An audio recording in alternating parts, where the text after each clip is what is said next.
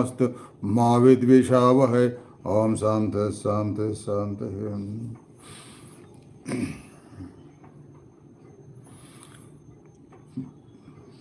ప్రతిరోజు మొదటిగా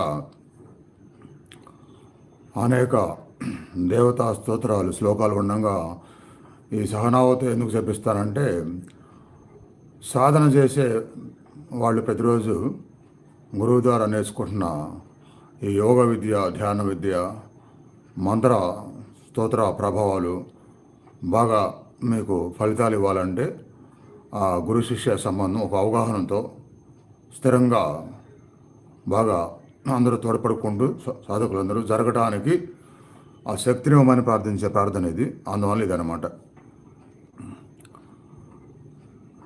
ఈరోజు నుంచి ముందుగా ప్రతిరోజు లాగా ఈ టైంలో మొదలయ్యే ధ్యాన సాధన అంతర్గత శక్తులను పొందే